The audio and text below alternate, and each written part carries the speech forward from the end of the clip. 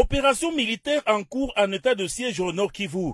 Les groupes armés reçoivent les coups de frappe dans plusieurs localités. Le FRDC monte à puissance. Un lot important de véhicules Jeep 4x4 Land Cruiser à Pempaneuve, aux couleurs de l'armée congolaise, sur lesquels sont montés des canons de type 14,5 mm, de l'artillerie antiaérienne et de canons de type belge et ceux de type chinois sont là.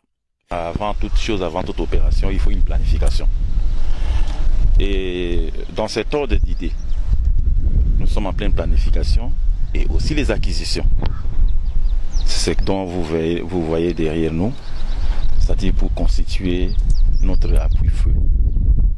Avant toute chose, parce que nous avons à ouvrir les itinéraires, nous avons à appuyer les unités de partout où il y a faiblesse. Donc nous devions quand même monter en puissance. C'est ce que je ne cesse de dire.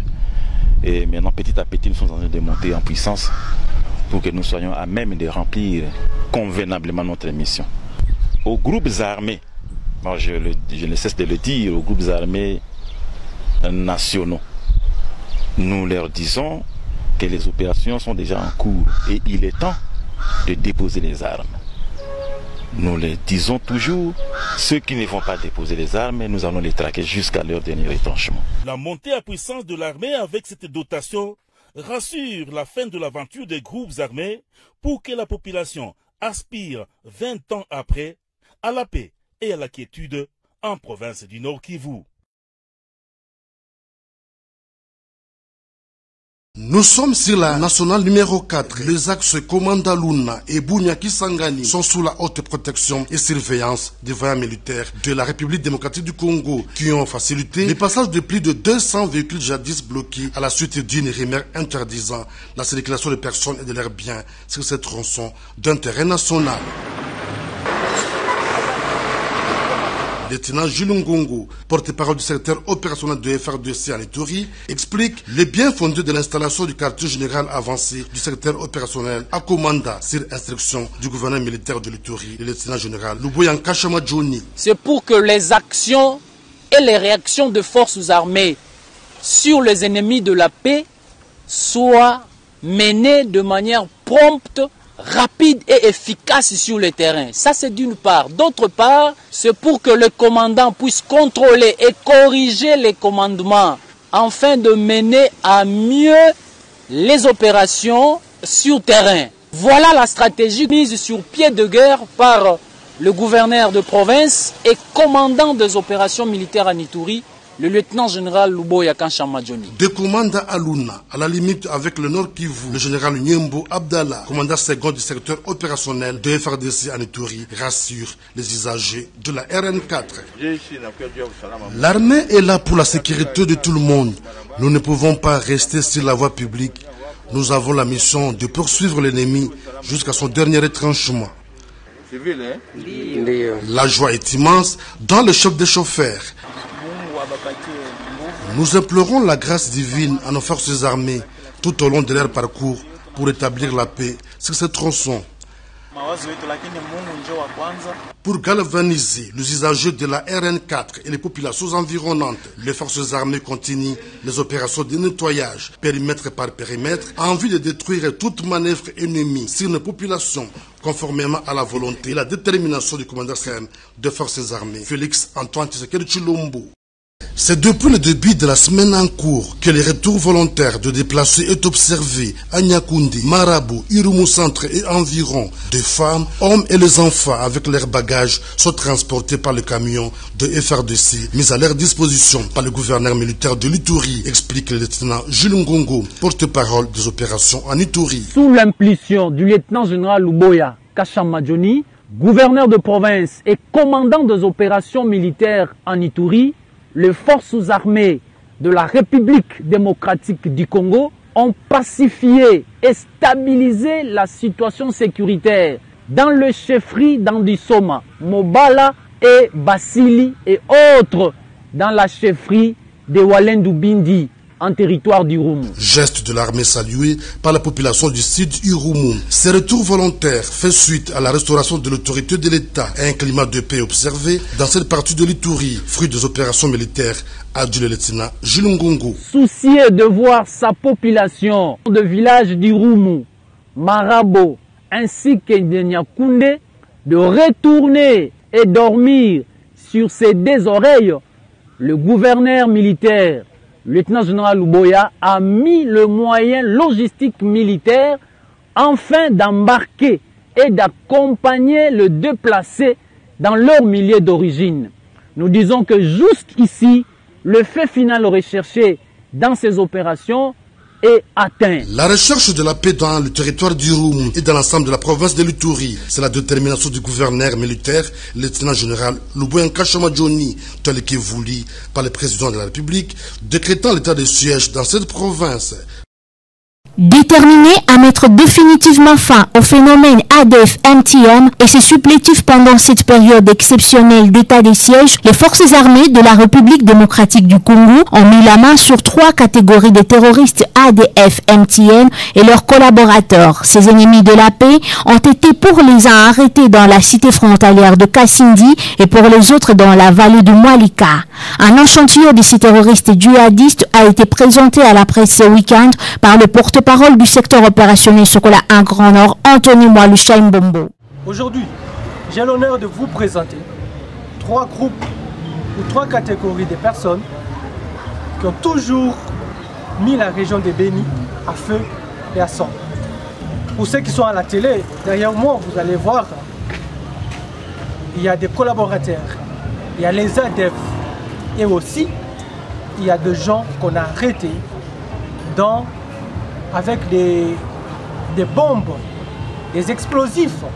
Dans les lots de ces malfaiteurs figurent également les poseurs de bombes artisanales dans la ville de Béni. Ils ont été arrêtés grâce au système de contrôle appelé Checkpoint, instauré par le commandant du secteur opérationnel Sokola 1 Grand Nord, le général de brigade Mputela Kolito Bertin. C'est le groupe qui a été arrêté pas plus tard qu'hier à la barrière de Biakato, dans la province de l'Ituri. Ces groupes, c'est au niveau des barrières qu'on a mis en place des checkpoints de contrôle avec au moins plus de 150 pièces d'explosifs et aussi 20 détonateurs TNT. Ces gens ont été arrêtés. Ce sont les poseurs des bombes. Toutes les bombes qui s'explosaient ici à Béni, c'est ça ce réseau que la majorité des habitants de Béni les connaissent parce qu'ils n'habitent pas loin, ils habitent dans la ville de Béni. Son travail, c'est envoyer les explosifs, c'est-à-dire acheminer des Boutembo vers la destination. Le monsieur qui est à côté de moi, il s'appelle monsieur Kambale Ngangondi.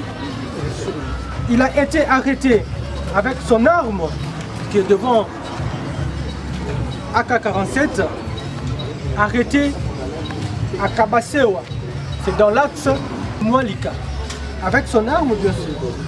Ce monsieur, c'est un ADF actif, qui n'est pas collaborateur, mais c'est plutôt un ADF. Il a participé dans plusieurs massacres.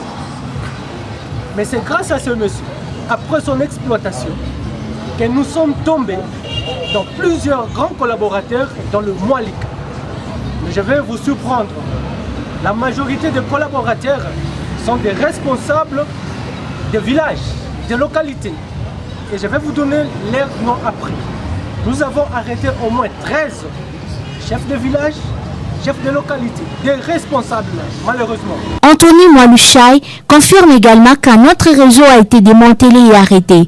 Il s'agit d'un réseau terroriste ADF spécialisé dans les assassinats des imams Cheikh et autres grandes personnalités musulmanes de la région de Béni, issus dans un mouvement commando appelé Unity Ground Destruction. Unity Ground Destruction, UGD en cycle. C'est eux qui sont à la base, après nos enquêtes, des assassinats ciblés dans la ville de Béni. Des assassinats des imams et des chefs. Vous allez vous vous souvenir de notre Cheikh Ali qui a été abattu en pleine prière. Mais aujourd'hui, nous avons mis la main sur ces malfrats qui sont derrière moi, entre eux, avec des femmes, malheureusement. Ils se sont organisés dans ces mouvements terroristes pour quitter chaque fois Kasindi et mener les actions à Boulongo et aussi à Beni. Et là, ils sont à l'aise. Après avoir commis des forfaits à Beni, ils rentrent directement, sans inquiétude, et passer nuit à Kasindi. Au jour d'aujourd'hui, j'invite tout le monde à aller voir et aussi à nous donner d'autres informations qui peuvent, n'est-ce pas, nous aider à détecter les autres qui sont encore en cavale. Au vu des résultats enregistrés par l'armée congolaise pendant cette période de l'état de siège décrété par le commandant suprême des forces armées et mieux exécuté par le lieutenant-général Constant Ndima Kongba, gouverneur militaire du Nord Kivu, il est clair et net que les FARDC sont plus que déterminés à mettre fin à l'activisme des ADF-MTN dans la région de Beni. À Kichanga, 150 km au nord-ouest de Goma, difficile de voir dans cette cérémonie autre chose qu'une bonne nouvelle. Environ 70 combattants, presque autant d'armes, sortis de la brousse et rendus aux autorités militaires qui dirigent le Nord Kivu depuis la proclamation de l'état de siège en mai dernier. Ils ont écouté le message. Ils ont décidé de déposer les armes. Nous sommes venus vous accueillir. Le geste que vous avez fait est grandiose et patriotique. Ces combattants sont membres de l'Alliance des nationalistes congolais pour la défense des droits humains, l'un des nombreux groupes armés actifs dans l'Est. Ils disent répondre à l'appel du chef de l'État, Félix Tshisekedi, et soutenir sa volonté de pacifier cette partie du pays en proie à l'insécurité depuis plus de 20 ans. Ce gouvernement nous a accueillis. Il n'est pas comme l'ancien. C'est un gouvernement de Congolais. Et voilà pourquoi nous avons accepté de déposer nos armes. Mais ici, en territoire de Massissi, on sait que la reddition est à la paix, ce que la bataille est à la guerre. Il ne suffit pas d'en remporter une pour gagner l'autre. En avril dernier, entre 2000 et 3000 rebelles qui avaient rendu les armes ont fini par reprendre leurs activités criminelles. Pour ce défenseur des droits humains, c'est le manque de prise en charge des ex-combattants qui empêche d'aller au bout du processus. L'état de siège est venu avec un aspect plus dissuasif qui amène aujourd'hui les combattants à se rendre. Mais l'état de siège n'est pas venu avec les moyens. Ce que nous craignons, c'est qu'il, faute d'encadrement, qu'ils retournent en brousse et qu'ils continuent avec les activités criminelles. En attendant que la réinsertion des ex-rebelles soit effective, les populations ici continuent de subir les groupes armés. Rien que pour ce mois de juillet, au moins 30 civils ont été tués dans le Nord Kivu.